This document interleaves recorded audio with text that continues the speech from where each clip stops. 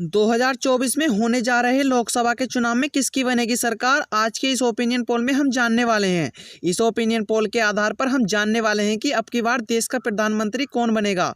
मैं आपको बता दूं कि जैसे जैसे चुनाव नजदीक आ रहा है वैसे वैसे राजनीतिक पार्टियों में खलबली मची हुई है।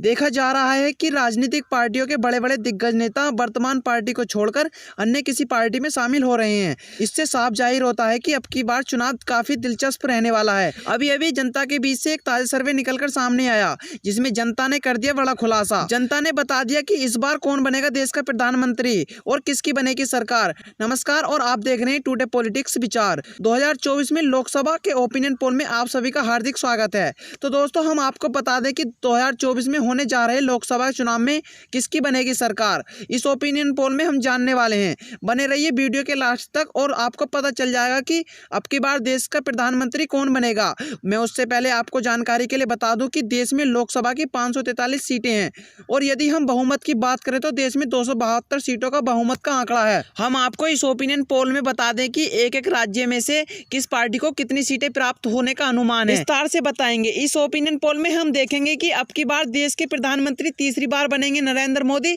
या फिर कोई अन्य देश का नेता प्रधानमंत्री बनेगा। और आप अब की बार देश में किसकी सरकार बनना देखना चाहते हैं कमेंट करके जरूर बताएं, क्योंकि जनता की राय लोकतंत्र को मजबूत बनाने के लिए महत्वपूर्ण होती है, इसलिए अपनी कीमती राय अवश्य दें। इस तरह की खबर को जानने के लिए हमारे चैनल को सब्सक्राइब जरूर कर लें और बेल आइकन को प्रेस अवश्य कर लें ताकि आने वाले वीडियो का नोटिफिकेशन आप तक पहुंच सके। चलिए वीडियो को शुरू करते हैं और सबसे पहला राज्य है उत्तर प्रदेश। उत्तर प्रदेश में लोकसभा की 80 सीटें हैं जिसमें भाजपा के खाते में 41 और महागठबंधन के खाते में 39 सीटें जाती दिखाई दे रही हैं। वहीं अगर महाराष्ट्र राज्य की बात करें तो महाराष्ट्र में लोकसभा की 48 सीटें हैं जिसमें बीजेपी के खाते में 14 और महागठबंधन के खाते में 34 सीटें जाती दिखाई दे रही हैं।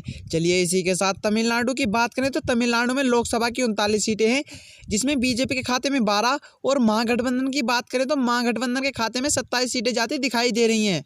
वहीं अगर पश्चिम बंगाल की बात करें तो पश्चिम बंगाल में लोकसभा की 42 सीटें हैं जिसमें बीजेपी के खाते में 14 और महागठबंधन के खाते में 28 सीटें जाती दिखाई दे रही हैं। यानी कि पश्चिम बंगाल में बीजेपी को हार का सामना करना पड़ सकता है।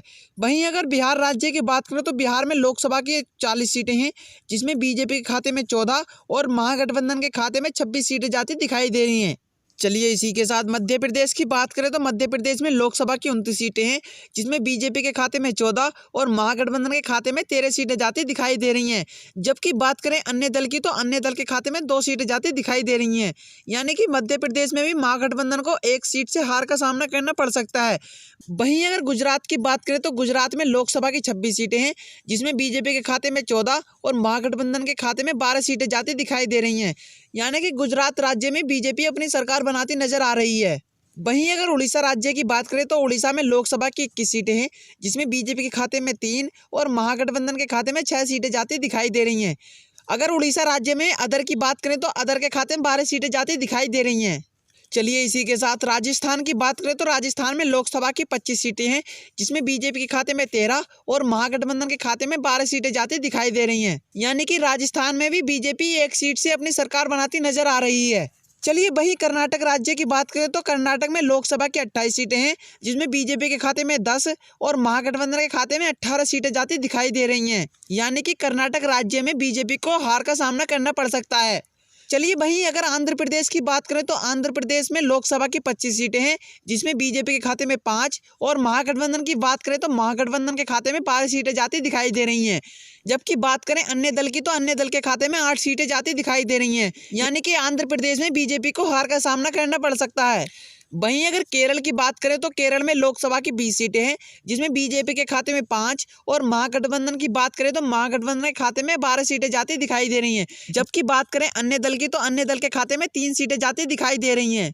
चलिए इसी के साथ मणिपुर की बात करें तो मणिपुर में लोकसभा की 2 सीटें हैं जिसमें बीजेपी और महागठबंधन को एक एक सीट से टक्कर का सामना करना पड़ सकता है। यानी कि मणिपुर में बीजेपी के खाते में 1 और बात करें महागठबंधन की तो महागठबंधन के खाते में भी 1 सीट जाती दिखाई दे रही है। चलिए इसी के साथ तेलंगाना की बात करें तो तेलंगाना में लोकसभा की 17 सीटें हैं जिसमें बीजेपी के खाते में 4 और महागठबंधन के खाते में 13 सीटें जाती दिखाई दे रही हैं। चलिए इस प्रकार आपने 442 सीटों का सर्वे देखा। इस सर्वे के अनुसार इंडिया यानी महागठबंधन अपनी सरकार बनाती नजर आ रही है। जबकि बात करें अन्य की तो अन्य के खाते में 25 सीटें जाती दिखाई दे रही हैं और यदि बीजेपी की बात करें तो बीजेपी के खाते में 164 सीटें जाती दिखाई दे रही हैं। चलिए इसी के साथ असम राज्य की बात करें तो असम में लोकसभा की 14 सीटें हैं, जिसमें बीजेपी के खाते में 5 और महागठबंधन के खाते में 9 सीटें जाती दिखाई दे रही हैं। यानी कि असम राज्य में बीजेपी को 4 सीटों से हार का सामना करना पड़ सकता है। वहीं अगर झारखंड राज्य की बात करें तो झारखंड में लोकसभा की 14 सीटें हैं, जिसमें बीजेपी के खाते में 6 और महागठबंधन के खाते में 8 सीटें जाती दिखाई दे रही हैं। यानी कि झारखंड राज्य में महागठबंधन 2 सीटों से अपनी सरकार बनाती नजर आ रही है। चलिए इसी के साथ अगर हरियाणा की बात करें तो हरियाणा में लोकसभा की 10 सीटें हैं, इसमें बीजेपी के खाते में 4 और महागठबंधन के खाते में 6 सीटें जाती दिखाई दे रही हैं। यानी कि हरियाणा राज्य में भी महागठबंधन 2 सीटों से आगे है। चलिए इसी के साथ गोवा राज्य की बात करें तो गोवा में लोकसभा की 2 सीटें हैं, इसमें बीजेपी और महागठबंधन को टक्कर का सामना करना पड़ सकता है। यानी कि बीजेपी के खाते में 1 और महागठबंधन की बात करें तो महागठबंधन के खाते में भी 1 सीट जाती दिखाई दे रही है। चलिए इसी के साथ पंजाब की बात करें तो पंजाब में लोकसभा की 13 सीटें हैं, जिसमें बीजेपी के खाते में कोई भी सीट जाने का अनुमान नहीं है। यदि बात करें अन्य दल की तो अन्य दल के खाते में 4 और महागठबंधन के खाते में 9 सीटें जाती दिखाई दे रही हैं। चलिए इसी के साथ छत्तीसगढ़ की बात करें तो छत्तीसगढ़ में लोकसभा की 11 सीटें हैं, जिसमें बीजेपी के खाते में 5 और महागठबंधन के खाते में 6 सीटें जाती दिखाई दे रही हैं।